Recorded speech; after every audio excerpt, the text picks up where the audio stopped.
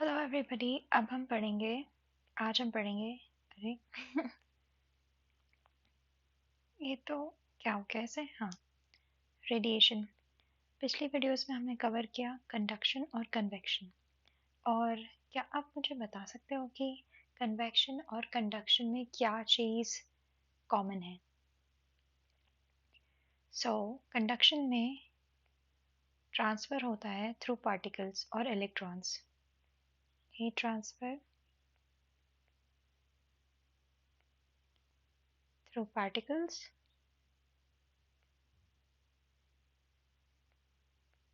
या electrons. Okay, on the other side convection में transfer होता है through medium like liquid. Heat transfer through liquid. Okay, and अगर आपको ये समझने में अभी प्रॉब्लम हो रही है तो आप पिछली वीडियो में जाकर इसको रिवाइज कर सकते हो। ओके, सो कंडक्शन, कन्वेक्शन। रेडिएशन में क्या होता है? रेडिएशन की सबसे इंटरेस्टिंग बात यह होती है कि इसे मीडियम की ज़रूरत ही नहीं होती है। मीडियम नॉट नीडेड, क्योंकि ये इलेक्ट्रोमैग्नेटिक वेव्स होती हैं। वेव्स होती हैं जो हीट ट्रांसफ़र करती हैं। In fact, heat transfer through radiation fastest होता है वैक्यूम।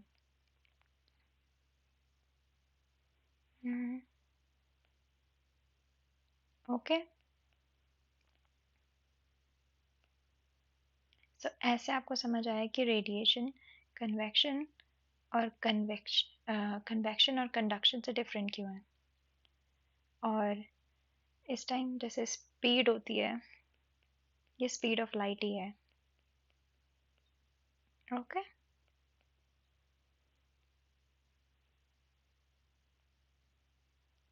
और सारे ऑब्जेक्ट्स 0 केल्विन टेम्परेचर के ऊपर रेडिएशन एमिट करते हैं। तो ये कैरेक्टरिस्टिक सारे ऑब्जेक्ट की होती है, कोई कम करता है कोई ज़्यादा करता है, दैट्स अ डिफरेंट थिंग। जो रेडिएशन मैग्नेटिक रेडिएशन तो बहुत तरह की होती है ना। एक्सरे होती है, यूवी रेज होते हैं और विजिबल रेज होती हैं, अल्ट्रावायलेट रे होती हैं। तो कौन सी रेंज की रेज होती हैं जो कि रिस्पॉन्सिबल होती हैं ये हीट ट्रांसफ़र में? तो वो होती हैं इंफ्रारेड। ओके, मतलब उनकी वेवलेंथ ये होती है 10⁻⁻7 to 10⁻⁻4 मीटर। ओके, सो ये इंफ्रारेड हो गया, इसमें विजिबल भी आ गया और इसमें कुछ पार्ट ऑफ अल्ट्रावायलेट भी आ गया। तो ये हुआ रेडिएशन के बारे में थोड़ी सी इंफॉर्मेशन। और ये ऑब्जेक्ट की ये खासियत होती है कि जो object which are good emitters of radiation, they are good also good absorbers of heat.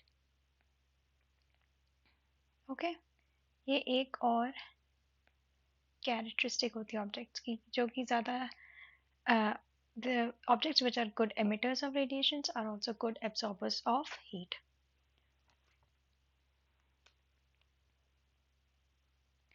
तो रेडिएशन आपको देखना है तो कुछ ऐसा दिखेगा कि ये आपका ऑब्जेक्ट है जो कि जिसका टेम्परेचर ज़्यादा है आउटसाइड से, ठीक है। सो ये आप बस रेडिएशन एमिट कर रहा है। और rate of radiation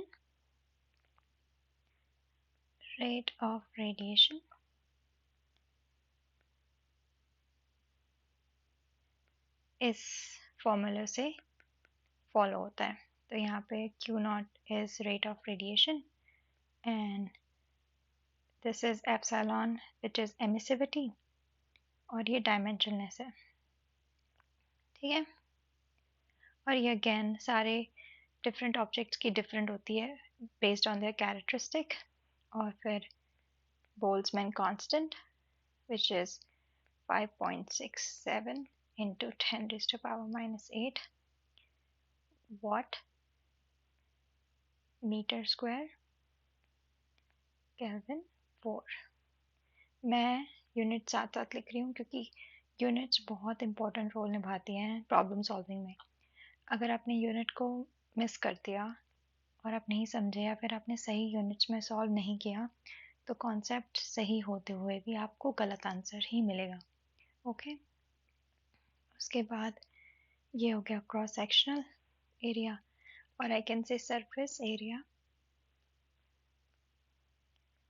of emitting object।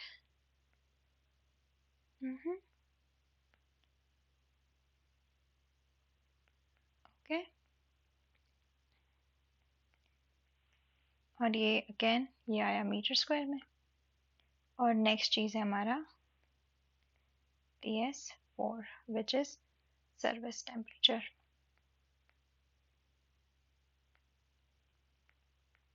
तो ये हुआ आपका रेट ऑफ रेडिएशन।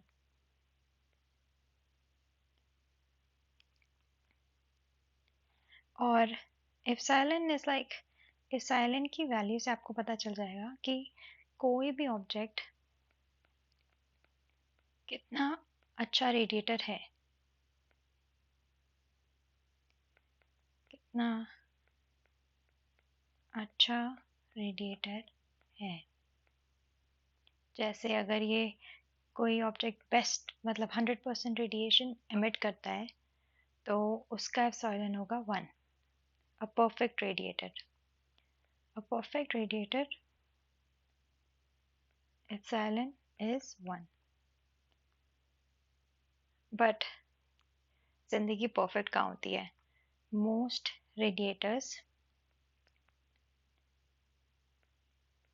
ये हम रियलिटी की बात कर रहे हैं, have epsilon less than 1। Okay, तो ये हो गया आपका रेडिएशन की फॉर्मूला, कैरेक्टरिस्टिक्स। उसके बाद हमको कवर करना है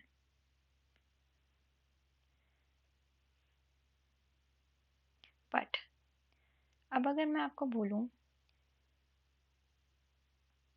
अगर आपको रेडिएशन और हीट ट्रांसफ़र लो करना है तो आप कैसा सरफेस प्रेफर करोगे?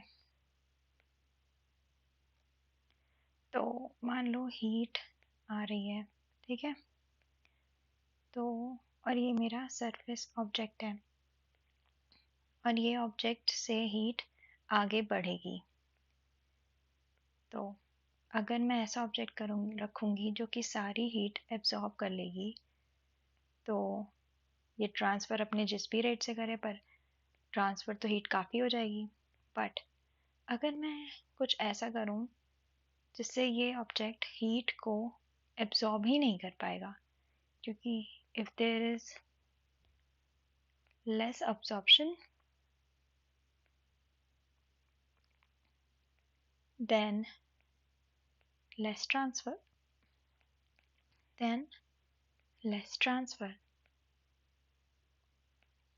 तो अगर मैं इस सरफेस को शाइनी बना दूं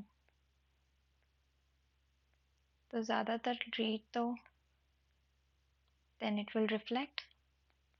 तो जब इस बेचारे ने एब्जॉर्ब ही नहीं किया तो ये ट्रांसफ़र क्या करेगा? तो अक्सर लोग ये भी टेक्नीशियन साइंटिस्ट ये सारी टेक्निक्स भी यूज़ करते हैं when they are planning their experiments और that's how they make sure कि कितनी हीट, अगर उनके एक्सपेरिमेंट को चाहिए होता है कि ज़्यादा से ज़्यादा हीट मिले, तो वो मेक श्योर करते हैं कि सरफेस शाइनी ना हो।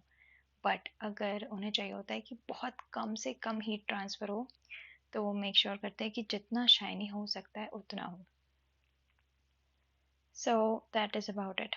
और अब मैं एक और चीज़ डिस्कस करना चाहती हूँ, reflectivity, emissivity, absorptivity and transmissivity. Okay, I know बहुत सारा है, बट मान लो ये हम्म, आपका ऑब्जेक्ट हुआ, और अब इस पे ये है इंसिडेंट रेडिएशन। तो ऐसे लाइट फॉल हुई, ओके, तो इसमें कुछ पार्ट तो होगा जो रिफ्लेक्ट कर जाएगा, और अगर शाइनी सरफेस होगा तो वो रिफ्लेक्ट करने वाला पार्ट ज़्यादा होगा, उसको हम कहेंगे रिफ्लेक्टिविटी। ओके, और अब इसमें से कुछ पार्ट होगा जो कि एमिट हो जाएगा,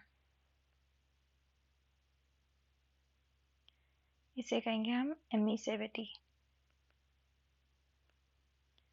और कुछ पार्ट होगा जो ये आगे पुश कर देगा, which will be referred as transmittivity.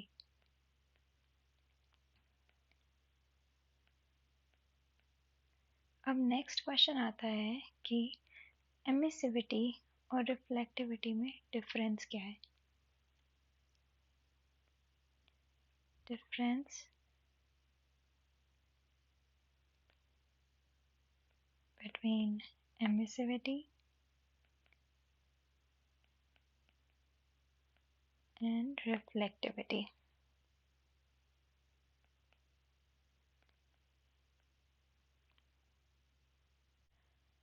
तो डिफरेंस क्या है एमिसिविटी और रिफ्लेक्टिविटी में।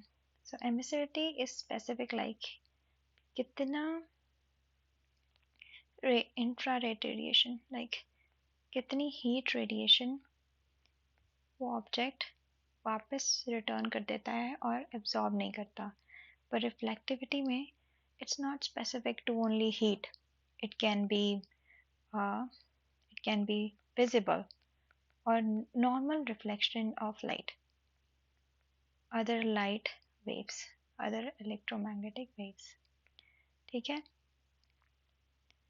तो ये होता है एमिसिविटी और रिफ्लेक्टिविटी में डिफरेंस। और emissivity is specific for heat radiation, reflectivity is about all electromagnetic radiation. और एक और चीज़ होती है एब्जॉर्बिटी। सो उस एक लाइट पड़ी, उसमें से उसने कुछ रिफ्लेक्ट कर दी, कुछ एमिट कर दी, कुछ ट्रांसफ़र कर दी आगे, और कुछ इसने एब्जॉर्ब कर ली, और इसको हम कहते हैं absorptivity. And most of the time according to Kirchhoff's law, again Kirchhoff law की बात हो रही है, किरचॉफ्स लॉ के अकॉर्डिंग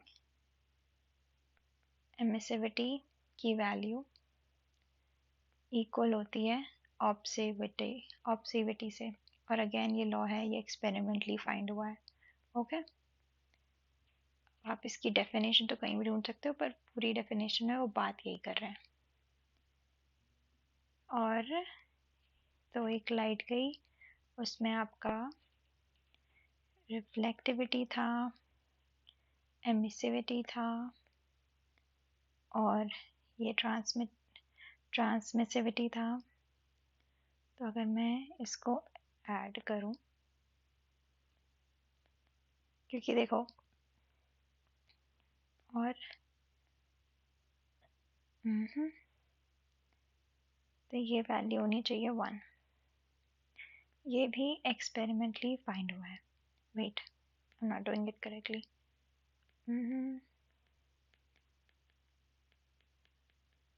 तो ये हो गया रिफ्लेक्टिविटी प्लस एब्जॉर्बिटी और प्लस ट्रांसमिटिविटी, ये सम हुआ है 1 और ये भी एक्सपेरिमेंटली फाइंड हुआ है, ठीक है।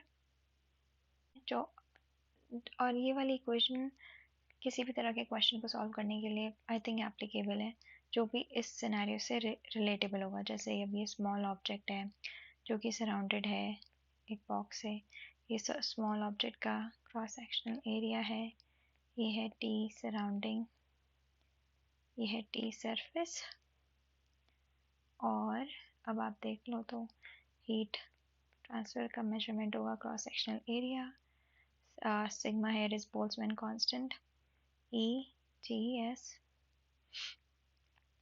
4 माइनस ये हो गया absorptivity of small object T surrounding 4, ठीक है। अब ये नेट रेट ऑफ रेडिएशन है हीट ट्रांसफ़र की, ठीक है। So it is net rate of radiation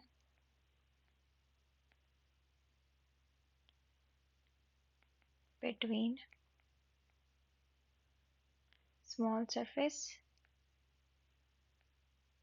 and surrounding. So जितनी हीट वो दे रहा है उतनी हीट ये ले रहा है। So overall heat transfer is different, पर emissivity और absorptivity हो जाएगी सेम। तो आप इसको ऐसे भी सॉल्व कर सकते हो, AS sigma E TS4 minus E T surrounding 4, ये हो गया। तो आपका ये इजी हो गया, AS TS4 minus T surrounding 4। अब ये जो है वो है हमारा radiation heat transfer constant. But ये समझ आ गया ना ये क्यों हुआ, क्योंकि ये नेट हीट ट्रांसफ़र की, नेट रेट ऑफ रेडिएशन की बात हो रही है।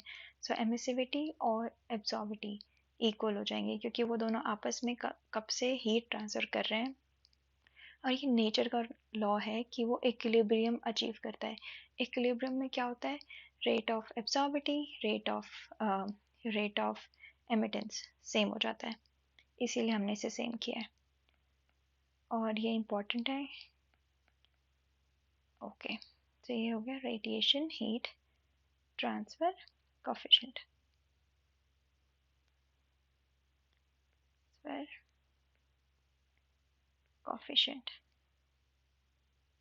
There you go. सो आज के लिए हमारा यही हो गया, रेडिएशन हमने ख़त्म कर लिया। अब हम करेंगे steady state heat transfer, non steady state heat transfer, और फिर मैं एक वीडियो बनाऊंगी जिसमें हम सारे क्वेश्चंस करेंगे। So yup, thank you.